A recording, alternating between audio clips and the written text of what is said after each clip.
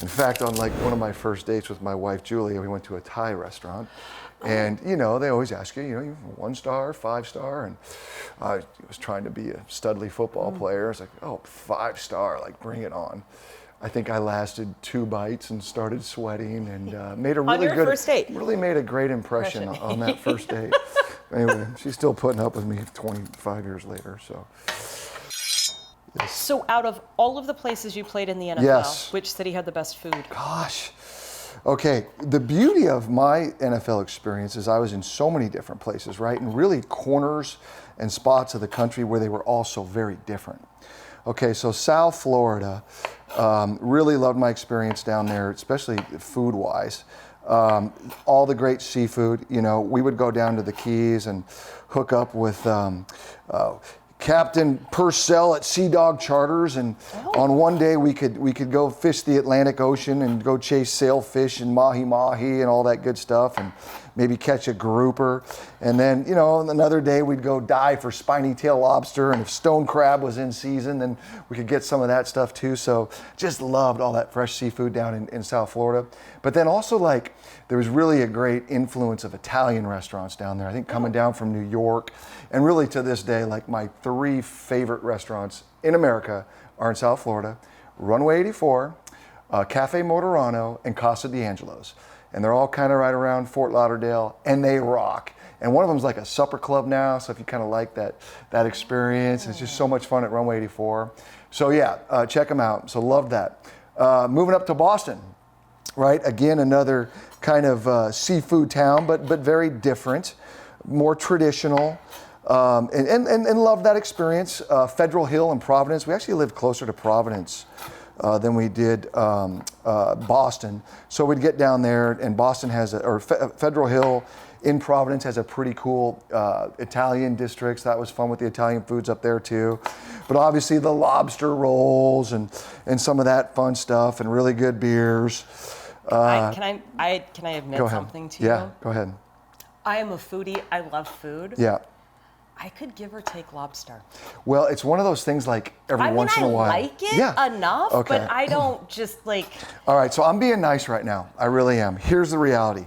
My last stop in Kansas City was there 5 years with a kid named Todd Collins. And he was from Boston, from Walpole, Mass. And him and I would fight like cats and dogs over who had better seafood, Seattle or Boston. And it's not even kind of close. Not even kind of close. Nope. Scrod, haddock, and you're right, lobster maybe once a month, but way too rich.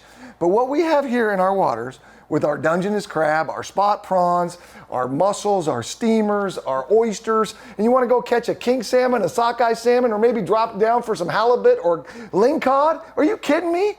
Boston can't hold a candle to what we do here in the Great Northwest. I'm so, mostly just concerned about the knife right now. Sorry. There's a lot of pointing with You're a knife. You're getting me fired up here, but it's not even close. Seattle versus Boston with regards to the seafood. So don't even get started on that. The Dunkin' Donuts Starbucks thing, I can kind of maybe go at it there a little bit. Nope, not the coffee at Dunkin' Donuts. Well, Sorry, can't do it. Okay. I like strong. It's like a milkshake. Their strong version is lots of cream and lots of sugar. I don't. And you get the sugar caffeine buzz with that. But I'm kind of with you. Obviously, okay, so there we go. We chopped up there. But we didn't even talk about Kansas City, the greatest barbecue spot in America. I know. You know, spent 5 years down there. That was a lot of fun. Made it to the barbecue championships one year. It was so cool. And then one of my next door neighbors actually competed in it. He made his own rub, and he would always bring me leftovers with the ribs. And did he taste test oh things on you? my God, it was so good. So, yeah. And there's actually a Kansas City barbecue joint right down the road here from you in Issaquah called Stan's Barbecue. And he is a Kansas City through and through. All kinds of Chiefs stuff there. It's kind of the Chiefs spot in town to go watch the games. Now, if I kind was of a fun Chiefs spot. fan, that would be perfect. Yes. I actually am a Seahawks fan, Damon. Oh, I know. I'm just talking about the barbecue. Because they know how to do barbecue in Kansas City a little better than us up here in the Northwest. They do. If I'm being honest. It's pretty, although I grew up in Texas, and I will say Texas barbecue. There's some pretty good Texas barbecue on that. Yep. Yeah. More dry rub. Kansas City's a little sweeter. Yes. It is hard. Like, I have tried to eat my way through Kansas City. Yep. I gave it a real valiant effort. Yes. And then I needed to eat salad for about 2 weeks. Okay. It was, I might have overdone it. Yeah. I might have Sure. overdone it. Yeah. Yeah, no, some great barbecue joints down there. Jack Stack, Oklahoma Joe's. That's a great one. Jack Stack's barbecue beans. I will make them every 4th of July. Found the recipe online. Thank God for Google and all that good stuff. But really super killer. It's kind of like a chili in a lot of ways. I mean, but you know, in Kansas City they use the burnt ends. Burnt ends, maybe Texas too, but like you don't see those really anywhere else. I do but love the burnt ends in the Jack Stack barbecue beans, highly recommended. Yes. Yeah. Also, we got distracted and now Sorry. I'm doing the work. What is happening here? We talked about how like Costco changed everything about how we eat. Mm-hmm. When was wine part of it for you? Because wine Yeah. in Washington State has been around for forever. Yeah. But there has been an absolute explosion in the last even 10 years, 10, 12 years. No question. Yeah, I mean, I really didn't drink wine growing up. My mom drank some fine wine out of a box. Oh, But, my parents drank Bartles and James wine coolers. There Yes. you go. But it really wasn't until I was down in Miami with the Dolphins. Dan Marino was a big wine guy. His Uncle Chucky made a homemade wine in the garage growing up, Italian family, right downtown Pittsburgh. And he actually had a buddy who was a distributor at Southern at the time who introduced him to Washington wines. So literally one Thanksgiving, we're over at their place, and Dan's like, you know, Damon, they make some pretty good wine where you come from. You ever had any? Like, no. I drank Captain Morgan's and Coke and Rainier beer coming out of college. Yeah. So anyway, he literally had some Andrew Will, some Cole Solari, and Pepperbridge, which are some of the older Washington wines. This is late 90s. And the bug bit. It's like, wow, yeah, this stuff's really cool. And so we would always talk about one day when I was done and retired and back home that we would start this wine project. And literally every off season I'd come home with the anticipation of starting this thing when I was done playing and met all the players in the Washington wine industry. You know, Paul Shampoo, Chris Camarda at Andrew Will, Charlie Hoppus at Fidelitas. All these guys really, you know, pioneers in the industry, really helped me out, learned a lot. And it kind of always starts with the fruit. And I had some great connections over in Eastern Washington. My dad grew up over there. He played high school basketball against Paul Shampoo. Shampoo, not Pert Plus. Shampoo the Vineyard, Champous. Arguably Which really, he only had one choice, and that was to go into wine. Exactly, 100%. That was the only thing he was going to be able to do. For sure. But yeah, arguably the greatest, you know, cab site in the state. Quilceda Creek's 100 Point Wines, Andrew Will's Sorella, Woodward Canyon Old Vines. So killer fruit. He was really helped me get started with some awesome fruit from there, and the Discovery Vineyard right next to it. And the Horse Heaven Hills is where my dad grew up there in Prosser. So I also learned through this whole thing, kind of a cool story, but I didn't realize my family's agricultural roots. My great-grandfather, Nelson Huard, actually was a farmer right there in the Prosser Valley. There's a Huard Road that, honest to God, Dick Boucher, we got Boucher Vineyard, drives down every day to get to his vineyard right there in the Prosser Valley. So kind of cool. Now, my great-grandfather, he grew grapes like this. He didn't grow wine grapes, and he grew cherries and all kinds of other fun things. But yeah, so kind of cool story back to my family's agricultural roots with this wine project that really I knew nothing about when I got started. So yeah, kind of fun. That is cool. Yeah. When you came back home and you would presumably like try wines, test wines. All that fun stuff, yep.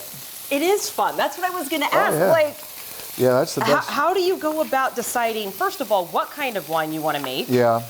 And Washington grapes somewhat dictate that. No question.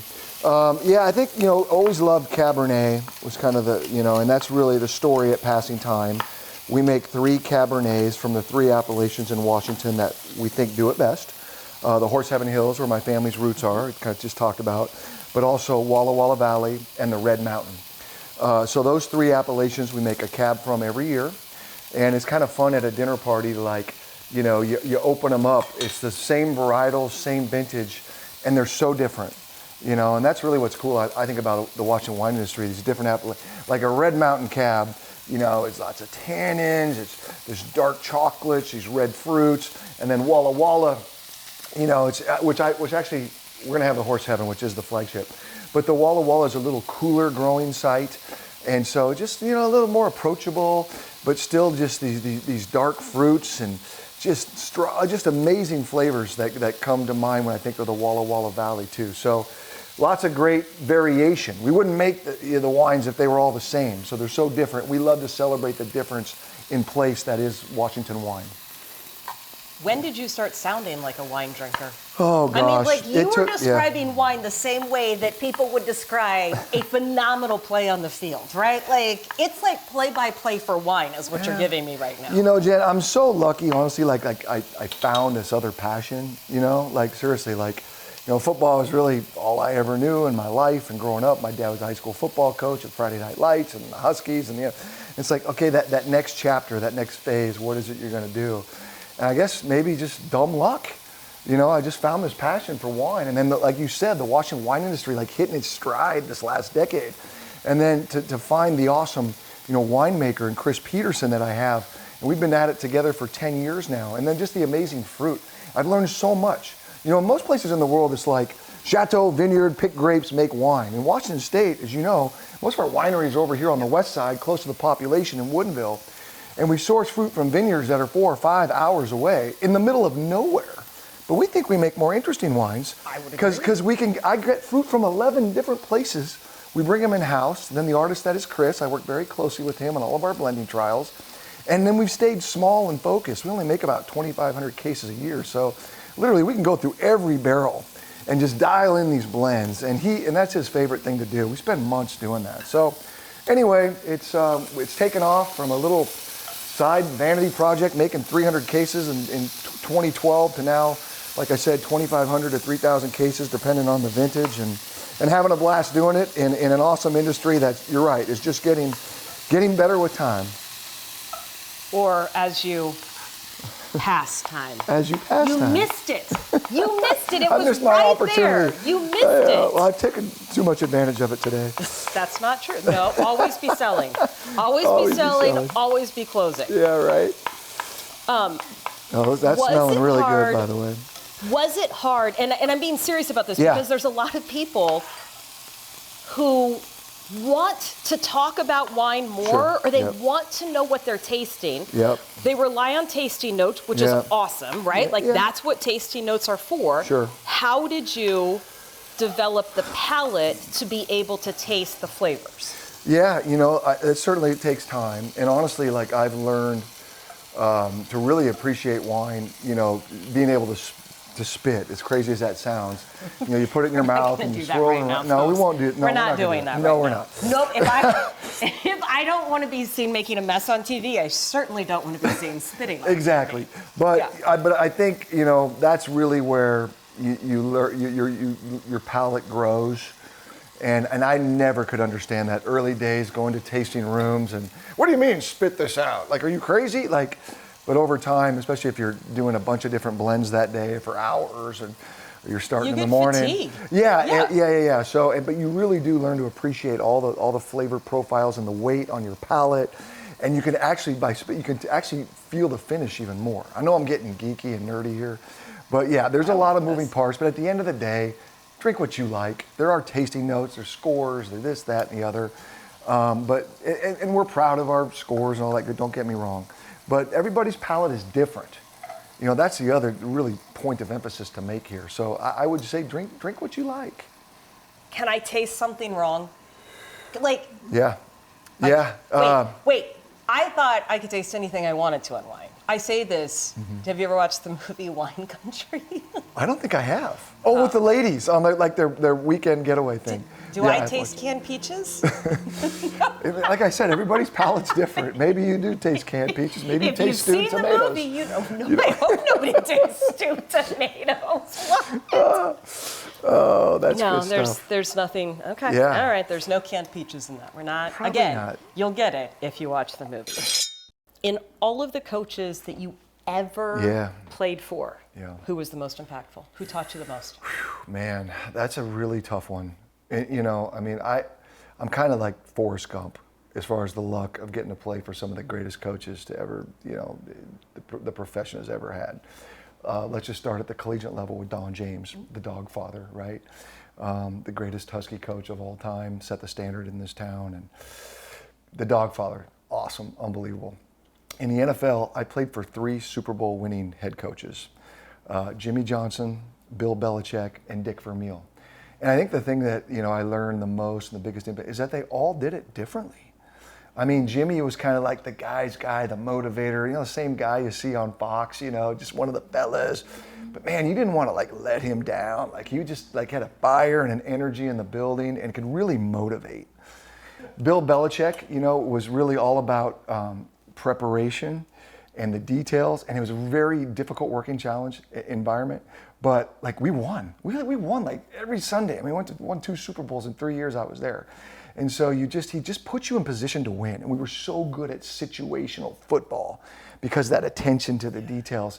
So from a football X's and O's standpoint, for sure, most impactful, learning how to watch film, study your opponent, attack your opponent, all that stuff. I mean, Bill Belichick, arguably the GOAT, right? And then Dick Vermeil, very different. He was very emotional. He was older, but he was about relationships. And even to this day, I never started a game for him. I was around him for a couple of years when I played there I was there 5 years, but Herm Edwards was the head coach when I was starting. But Dick was, he'd send us a bottle of wine the night before the game. And to this day, I probably talk to him the most of my former coaches because he's in the wine industry. So we have a bunch of fun with that as well. But I literally was so blessed to have these amazing experiences with some of the greatest coaches of all time, maybe the greatest in Bill Belichick. And my football story is just very, very, very, I'm very blessed because of the opportunity I had to play for some of the best coaches ever. Who is the teammate that you learned to love, but were skeptical of at first? Oh, geez, that's a tough one. I mean, this is on tape. Learn to love, but was skeptical at first, huh? Well, first impressions can be very interesting at a training camp, in a locker room, right, on game days. Yeah. Well, I think, this one is actually pretty easy, and it's probably Rodney Harrison. I mean, this guy played for the Chargers, and he was the meanest player, and just late hits and this, that, and the other. And when he came to New England before we won the Super Bowl in '03, I was just very what? And then he actually became just an incredible team leader, and he just was totally not the guy that I thought we were getting from San Diego. So that kind of jumps to my mind because he really helped us win that Super Bowl 38, just with the leadership and the physicality he played with that season.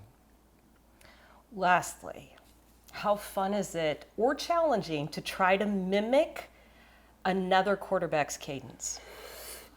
Well, because you have your own, and you've do. had your own since you were in Little League. Yeah. Well, it's funny you're bringing this one up because you can go back and Google some weird stuff. Everything's out there now, right?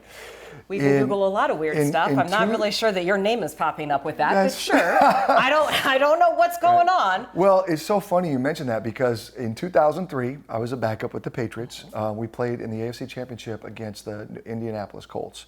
Peyton Manning was the quarterback. So my job that week as Tom Brady's backup was to be the scout team quarterback, to be Peyton Manning.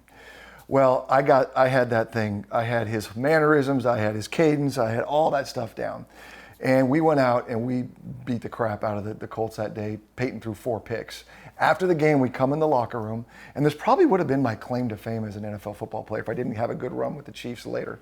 But Bill Belichick gave me the game ball in front of the team after the AFC Championship. And basically, this guy didn't cross the white lines today, didn't take one snap. But because of the role he played in practice with his cadence, we're giving him the game ball. So that was a really cool, special moment because, it's hard as the backup sometimes. You're not playing, the guys, are you even a part of this thing? Bill did a great job of that as well, making all the guys feel, that your job was super important. And I felt like my job as the backup quarterback was the most important thing in the world at that time. And he honored me that day because I could do, the Peyton Manning cadence snap. Can you still do it? Oh, God, I'm trying to remember, what was it? Omaha! Blue 88, Omaha! Said Hood! There you go.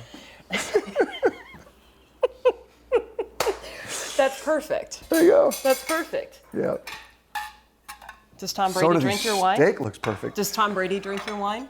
Well, Tom Brady's very healthy these days, and I'm trying to be healthier in my old age too.